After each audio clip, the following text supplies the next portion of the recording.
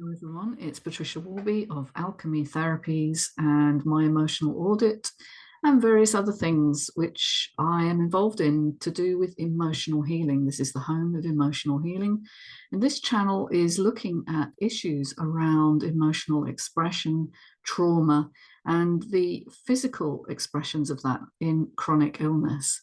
And today I want to talk about the tyranny of thinking. Now, thinking is something that we kind of do without thinking about it. Um, in other words, we do it automatically, and we often believe our brains to be telling us the truth. And actually, when you look at it, the cognitive parts of your brain are only about 15% of your functioning. The other parts of your brain, which are unconscious, like your limbic system and your brain stem, cerebellum, those parts are actually reading information from your body. And the thinking is like an overlay, if you like, on top of that, that helps to create our sense of self and our focus and our motivation, our executive capacity, in other words, the ability to plan and imagine and create scenarios. And so your thinking brain is an extremely important part of who you are, but it will often become unruly, a bit like, say, a puppy that hasn't been trained. It will end up making assumptions and judgments of what's going on in your world that aren't necessarily accurate. They're just jumping to conclusions about things because it's based on a pattern it's experienced before. And so this can send us into a tailspin sometimes with overthinking, rumination, getting lost down the rabbit hole, as I like to think of it, of kind of over-analysis, and no more so than when you experience something which overwhelms you. Now, having any form of shock to the system, chronic illness is one. You get a diagnosis suddenly, maybe you've not been feeling right for a while, but you finally go and get it checked out, and you get a diagnosis, something like chronic anxiety disorder, or perhaps chronic fatigue, fibromyalgia, all of these kind of long-term chronic conditions. Maybe also it could be something autoimmune. There are various different sclerodermas, lupus. There's so many versions of autoimmune disease. Even Hashimoto's is an autoimmune disease. That's of the thyroid. Thyroid's in your neck. And you might be completely overwhelmed by the idea that that is going to be your story for the rest of your life, because that's how modern medicine kind of the trajectory that it takes you on is, if you've got these kind of chronic conditions, they're called chronic for a reason. They're considered to be lifelong once you have them, and irreversible.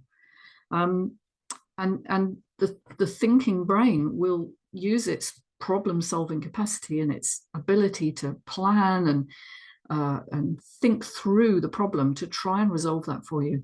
But where most people go is down into a place of deep despair, because the thinking can't solve it for you. And it's the one thing that the thinking brain is really not good at, is solving a chronic condition that has emotionality or emotional repression, the emotions that were unsafe to feel at its core. Because thinking and feeling are actually very different experiences. And I like to think of thinking as a top-down experience, the brain to the body, the signals that the brain sends, I'm in danger, or I need to sort this out, I need to fix it, I need to be the peacemaker in this situation, or I need to run for my life because this is a threat to me. They're all cognitive awarenesses, driven, it must be said, by aspects of the body as well. But it's a fairly top-down strategy when you try and fix your illness that way. You're trying to find more information. You'll be endlessly reading, taking courses, Googling the symptoms that you're experiencing. And what then happens is the focus is the brain to the body. And so the messages are, I need to focus on the issue, on the pain that I'm experiencing, or the symptom that I'm experiencing. And it's no surprise then that these symptoms tend to ratchet up.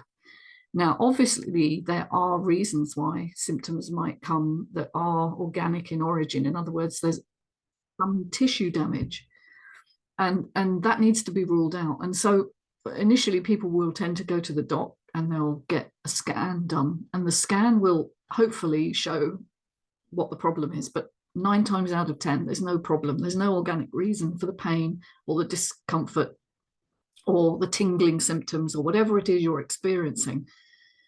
But the whole medical model is, of course, based on acute illness. And so it doesn't really look at the psychology. And I've had an example of that this week with a client who had strange tingling sensations down the back of her legs.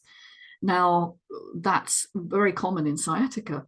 And sciatica is where the sciatic nerve becomes inflamed in some way. There's an impingement somewhere, but it could come from various different areas. It could come from the spine and spinal impingement, which is obviously quite serious. And she was certainly given scans to rule that out, and they didn't find anything.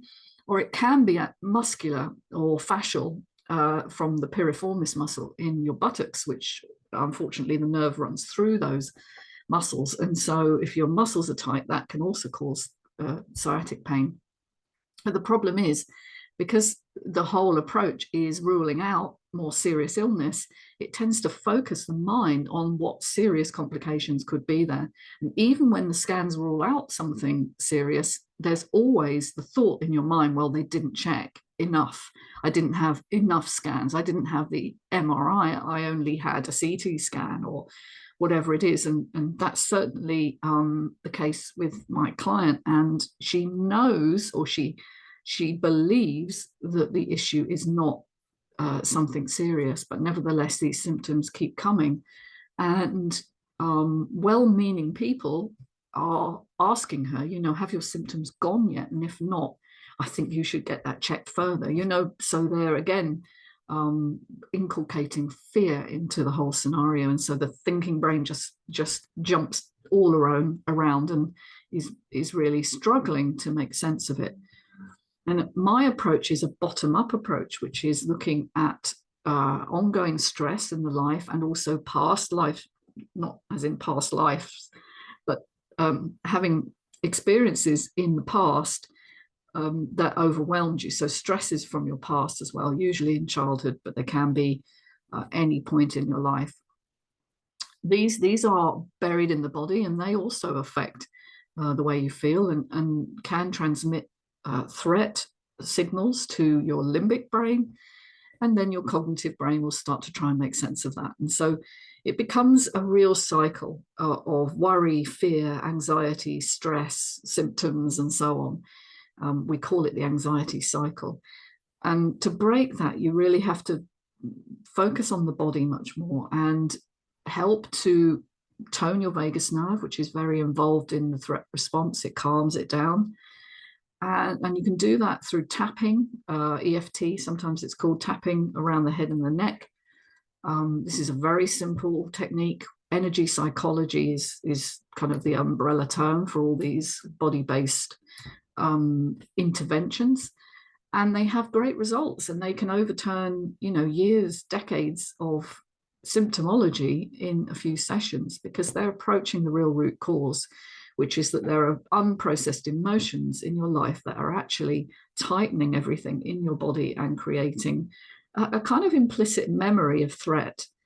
And it doesn't take much to re-stimulate that, as I've said, and the diagnosis could be the stimulus, or it could be, a relationship breakdown or financial stress, whatever it is in your current life that feels like a threat to you, can stimulate all these old kind of repressed emotions to give you symptoms. It's like the body is screaming at you. And it behoves us to listen, actually. And really that's what we should be doing, is soothing and listening to the body and helping you to have this dialogue with your body in order to release the problem at its core. And so that's what I'm doing with this client, and helping to show her that the problem is a form of memory. And it isn't that her body is falling apart, although obviously some of the symptoms can be quite serious. I've had other clients who've had heart attacks, strokes, because of all this repressed emotion. So I do think it's the missing link in healing, the understanding that emotions are not just feelings, they are emotional regulators, they're physiological regulators, and they change the way our body works at a really fundamental level, down to the cells, actually, down to what happens in your cells and the expression of your genes. And I'll be coming on to that more next week when I'm going to talk a little bit about epigenetics and maternal stress. So if you like what I'm talking about here and you want to explore that with me, you've got several options. You can buy my book, The Scar That Won't Heal. You can come on to one of my courses. I run a course. It's just about to launch actually this month, October. It's called the Emotional Audit Program. It's a 9-week group course with 7 sessions with me, and then lots of pre-recorded material, which I have spent a long time developing, and should bring you through from unawareness to growth and healing.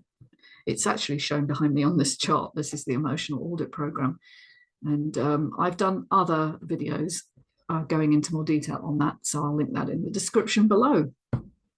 If you'd like to come and join me, you'd be very welcome to join a community of like-minded people.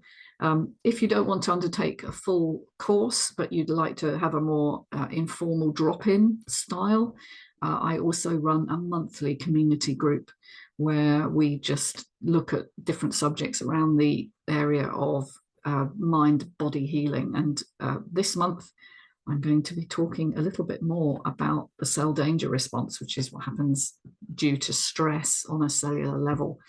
So, and that's happening this today, actually, as it happens, but it's the first Wednesday of every month. And so if you'd like to join me, go to my website, alchemytherapies.co.uk, and look for group courses. All right, take care, everybody. Keep well. See you. Bye-bye.